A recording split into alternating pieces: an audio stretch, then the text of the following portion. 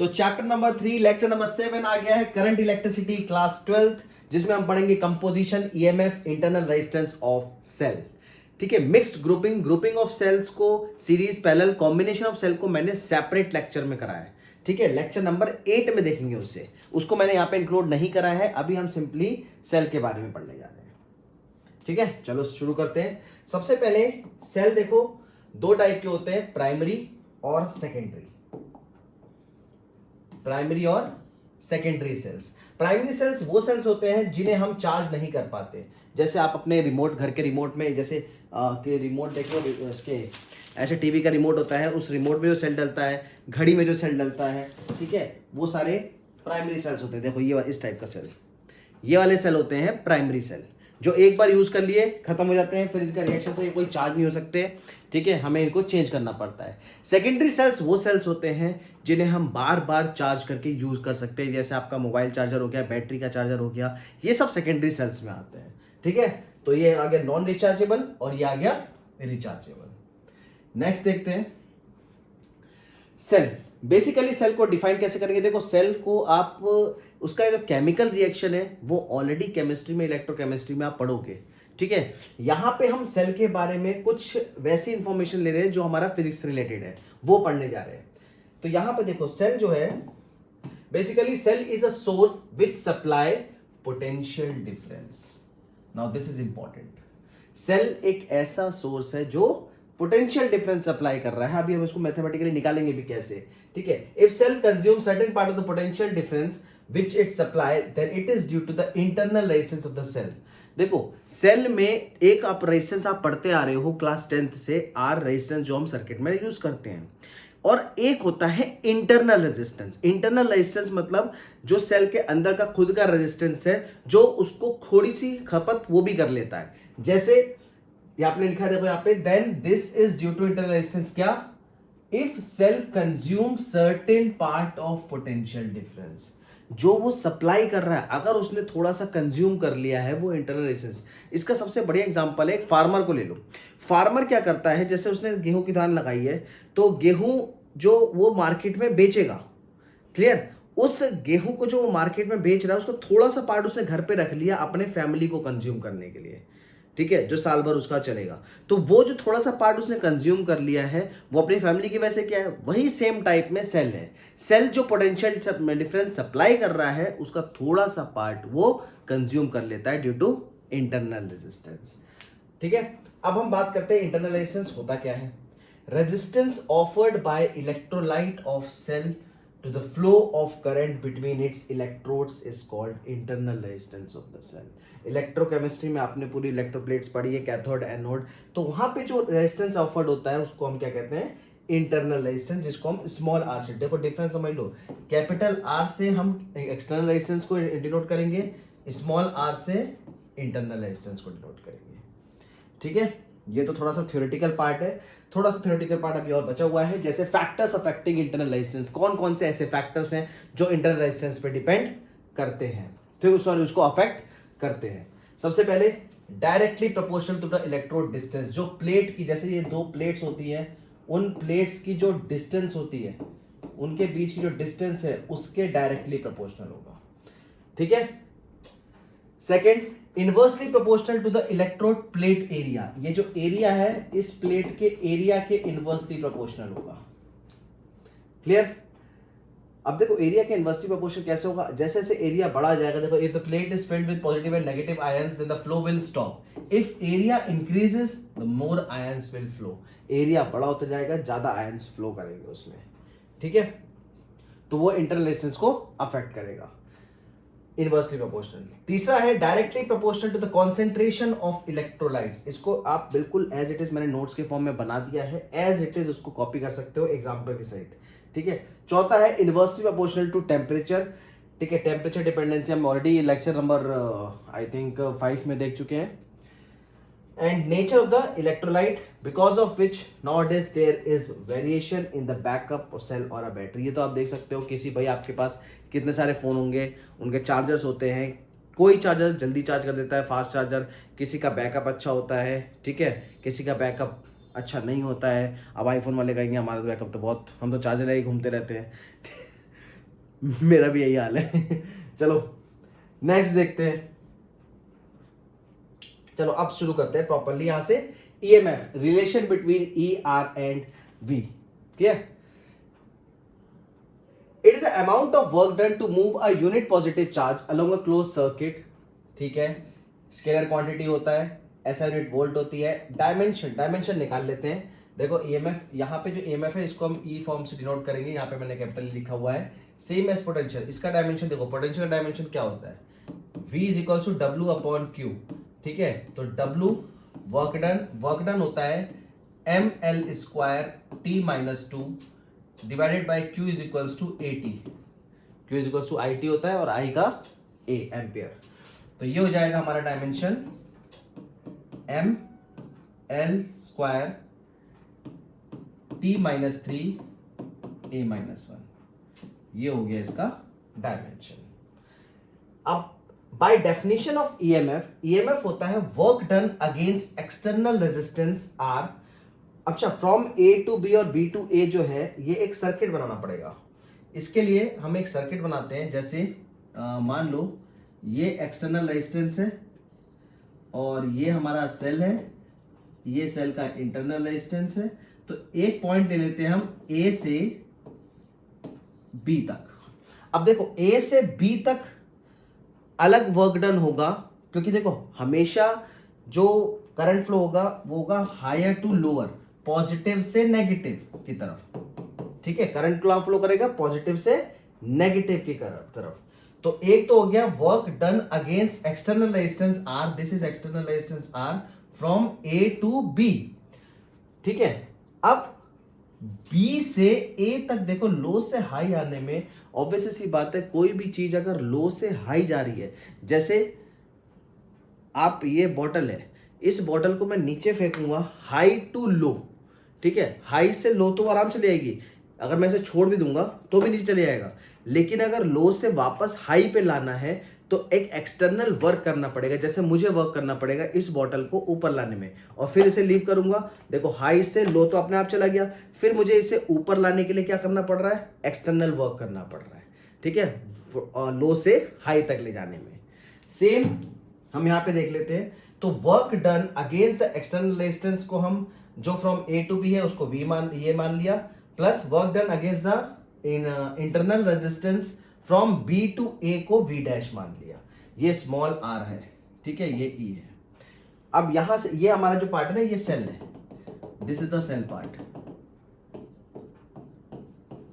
ये cell part है, और वो आर जो है इंटरनल रेजिस्टेंस है।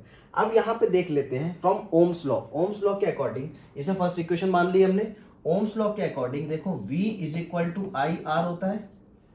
ठीक है, और V डैश क्या हो जाएगा, I करंट तो वही रहेगा लेकिन R आ जाएगा स्मॉल, इंटरनल रेजिस्टेंस R। तो V डैश हो गया हमारा I इंटू R और V हो गया I इंटू कैपिटल R।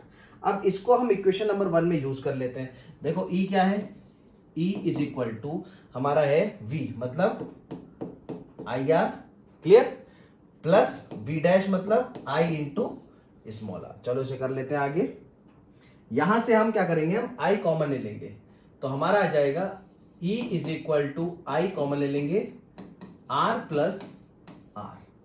ठीक है, अब यहां से हम पहला एक्सप्रेशन निकाल सकते हैं करंट का। तो यहां से करंट का एक्सप्रेशन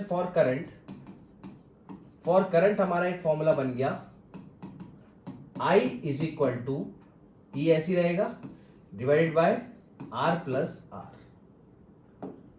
ठीक है, एक फॉर्मूला हमारा ये बन गया, क्लियर। चलो दूसरा देख लेते हैं। अब यहां से ये तो करंट के लिए एक्सप्रेशन है, क्लियर, ये तो करंट के लिए हमारा एक्सप्रेशन आ गया। अब देखो करंट के एक्सप्रेशन के बाद, सॉरी थोड़ा, करंट के एक्सप्रेशन के बाद अब ओम्स लॉ दोबारा यूज करेंगे, और उससे देखो क्या होगा, हम यहां लिख सकते हैं also V is equal to I R. I का ये जो एक्सप्रेशन है इसे यहां यूज कर लेंगे, तो कितना आ जाएगा, देखो V is equal to I की जगह E by R plus R into capital R. ये हमारा दूसरा एक्सप्रेशन हो गया, ठीक है, पोटेंशियल का। अलग अलग फॉर्म में एज पर द नीड आपको जरूरत पड़ेगी सबकी फॉर्मूले की न्यूमेरिकल्स करने में, ठीक है। कौन सा एक्सप्रेशन दिया हुआ है, कौन सी क्वांटिटी गिवन है, कौन सी यूज करनी है, वो आपको इसी में से सब मिल जाएगा। तो ये हो गया v is equals to E by R plus R. इसको हम ऐसे भी लिख सकते हैं E R by R plus R, एक ही बात है, उसमें कोई दिक्कत नहीं। अच्छा, जो इक्वेशन नंबर 1 हमने जो मानी थी, देखो इक्वेशन नंबर हमने e is equal to V plus V dash, हमारी इक्वेशन नंबर 1 थी, इसको वापस लिख लेते हैं। तो यहां से हम लिख सकते हैं also e is equal to V plus V dash. अब देखो यहां से हमें एक एक्सप्रेशन निकालना है v के फॉर्म में, तो v is equal to e minus V dash लिख सकते हैं। और v डैश देखो क्या माना था हमने, v डैश माना था I R, I into small R, मतलब इंटरनल रेजिस्टेंस, तो इसको यूज कर लेते हैं। तो ये हो जाएगा और v is equal to E minus I into R. ये हो गया हमारा मेन फॉर्मूला, ध्यान रखना, इसको हम यूज करने वाले हैं। ये आप नोट कर सकते हो पॉज करके, ठीक है, ये पूरा नोट कर लेना आप। हम आगे चलते हैं। अब हमारा नेक्स्ट टॉपिक है terminal potential difference. Terminal potential difference, TPD भी बोलते हैं इसे। The potential drop across the terminal of a cell when the current is being drawn from it is called terminal potential difference. देखो basically होता क्या है simple language में, ये तो इस बुकिश लैंग्वेज में आपको सेंटेंस रटने की जरूरत नहीं है। EMF minus potential difference across internal resistance, मतलब V is equals to E minus I R, जो हमने अभी निकाला था बेसिकली वो उसी का एक्सप्रेशन था, V is equals to E minus I R. लेकिन इसमें दो फॉर्म होते हैं, या तो आप सेल को यूज कर रहे हो या सेल को चार्ज कर रहे हो, मतलब या तो वो चार्जिंग मोड पे है या डिस्चार्जिंग मोड पे। उस हिसाब से मतलब व्हेन करंट इज ड्रॉन, जब सेल से करंट ले रहे हैं तो होगा हमारा V is equals to E minus I R. याद रखना नेगेटिव मतलब कि करंट ड्रॉ कर रहे हैं, और अगर यहाँ नेगेटिव की जगह बाई चांस पॉजिटिव लिखा हुआ है तो पॉजिटिव का मतलब कि सेल को हम चार्ज कर रहे हैं, सेल इज बीइंग चार्ज्ड, ठीक है। ये दो एक्सप्रेशन जो है ना, इनका ध्यान रखना, ये दो अलग अलग एक्सप्रेशन जो लिखे हैं, when the current is drawn and when the cell is being charged, plus और माइनस का डिफरेंस है ये।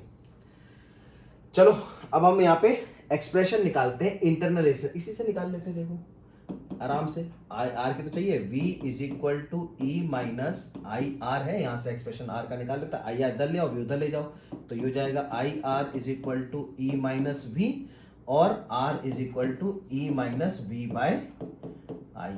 अब देखो एक एक्सप्रेशन तो हमारा ये बन गया, ठीक है, R is equals to E minus V by I. अब ओम्स लॉ से अगर आई की जगह हम v बाय आर पुट कर ले, भाई v is equals to I R होता है, तो आई ये क्या होगा v बाय आर, तो v बाय आर को अगर हम यहाँ यूज करें तो ये हो सकता है, और r इज इक्वल टू देखो e minus V divided by I की जगह v बाय आर, तो r ऊपर चला जाएगा, तो ये हो जाएगा e minus V by V into are.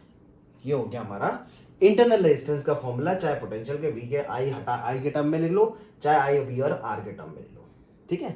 अब इसी से हम केस देख लेते हैं, केस 1 और केस 2। केस है व्हेन सेल इज ओपन, जब सेल ओपन होगा मतलब कि स्विच ऑफ है, मतलब करंट नहीं जा रहा है, आई इज इक्वल्स टू 0। उस केस में अगर इस कंडीशन में हम आई को 0 पुट कर दें तो बचेगा क्या, v इज इक्वल्स टू ई, मतलब जो पोटेंशियल डिफरेंस है वो सीधा सीधा ईएमएफ के बराबर है। ईएमएफ मतलब इलेक्ट्रोमोटिव फोर्स, ठीक है, फुल फॉर्म। तो पोटेंशियल डिफरेंस हमारा ईएमएफ के बराबर है इस केस में। लेकिन एक्चुअली आर को हम 0 नहीं ले सकते। फॉर अ रियल सेल कोई ना कोई कुछ ना कुछ तो आर की छोटी से छोटी वैल्यू तो होगी इंटरनल रेजिस्टेंस की, और अगर कुछ भी वैल्यू है तो इस एक्सप्रेशन के according v is equals to E minus I R में आर की कोई भी वैल्यू हुई तो v की वैल्यू e से कम ही आएगी। तो फॉर रियल सेल हम लिख सकते हैं यहाँ पे v is always less than e, so the potential difference is always less than EMF actually, ठीक है। फॉर अ रियल सेल कुछ ना कुछ तो आर की वैल्यू होगी हमारी। तो ये था हमारा टर्मिनल पोटेंशियल डिफरेंस। अब नेक्स्ट देखते, देखो ग्राफिकली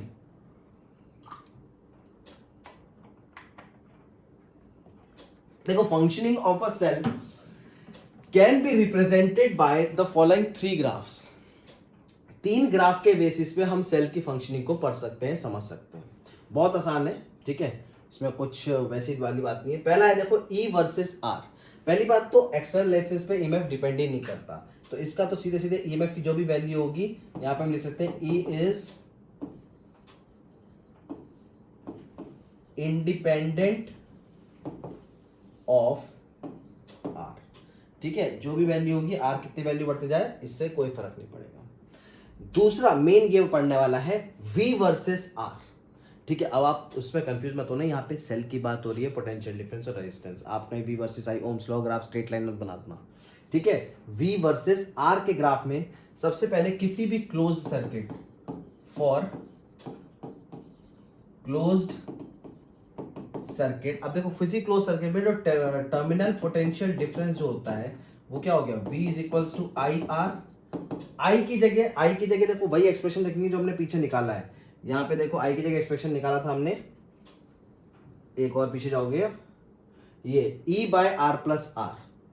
ठीक है, E by R plus R, तो ये क्या हो जाएगा E by R plus R into ये कैपिटल आर। ठीक है, और इसी को हम लिख सकते हैं E बाय, अब देखो R को नीचे डिनोमिनेटर में डिवाइड करोगे तो R बाय आर 1 हो जाएगा plus small r by capital R। अब डिफरेंट वैल्यूज पे आप देखो, डिफरेंट वैल्यूज, यहाँ पे थोड़ा सा स्पेस कम है, मैं इसको यहाँ पे ऐसे लिख देता हूं। अब देखो सबसे पहले वैल्यू ले लेते हैं, पहली कंडीशन, पहली हम सिंपल ऐसे कंडीशन लेते हैं, R अगर 0 हो जाए, एक्सटर्नल रेजिस्टेंस अगर 0 हो जाए तो वह हमारा V भी 0 होगा, पहला केस। तो ये आ गया इस पॉइंट पे। ठीक है, दूसरा केस, R की अगर हम वैल्यू रख दें स्मॉल r के बराबर, external R internal resistance R के बराबर है, उस केस में अगर देखो R की वैल्यू यहाँ पे रखोगे, ठीक है, तो ये R से R कट जाएगा, 1 आ जाएगा, 1 प्लस 1 2, तो ये हो जाएगा हमारा V हो जाएगा E बाय 2। तो देखो मान लेते हैं इस पॉइंट पे जो R है that is equal to small r, तो इस केस में जो भी ईएमएफ की वैल्यू होगी उसका हाफ हो जाएगा E बाय 2। तीसरा केस ले लेते हैं, यहां पर लिख लेता हूं मैं तीसरा केस। थर्ड केस ले लेते हैं, R अगर इंफिनिटी हो जाए तो V हमारा क्या हो जाएगा, R इंफिनिटी रख दो यहाँ पे, तो ये कितना हो जाएगा, देखो infinity by R by infinity 0, तो सीधे सीधे E के बराबर, यानी कि ईएमएफ की जो भी वैल्यू होगी ये ग्राफ कुछ इस तरीके से बन जाएगा, इसकी जो भी वैल्यू होगी उसके बराबर।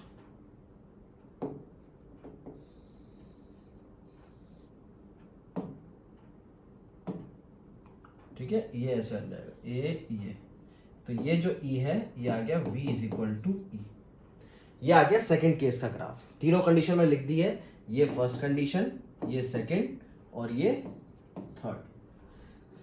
थर्ड देख लेते हैं V वर्सेस I का ग्राफ। V वर्सेस I के ग्राफ में आप एक चीज ध्यान रखना, V is equal to E minus I R होता है।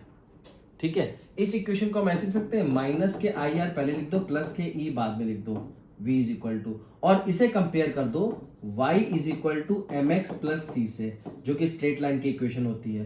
तो नेगेटिव स्लोप के साथ ये स्ट्रेट लाइन आ गया, यानी कि इसका ग्राफ सीधे सीधे बन गया ये नेगेटिव स्लोप, यहां पे लिख दो विद नेगेटिव स्लोप। तो उस केस में ये ग्राफ बन गया हमारा इस A पॉइंट से लेके ये B पॉइंट तक का ग्राफ। ठीक है, y is equal to M X C से कंपेयर करा, v is equal to I R plus E, minus मतलब नेगेटिव स्लोप। ठीक है, तो ये हमारा इसका ग्राफ आ गया। तो ये 3 ग्राफ हो गए हमारे सेल के। अब नेक्स्ट वाले केस में हम combination of cell, next lecture में कॉम्बिनेशन ऑफ सेल के बारे में, कैसे उसका फॉर्मूला ड्राइव होगा, उसको न्यूमेरिकल में यूज करेंगे, वो करते हैं। Thank you.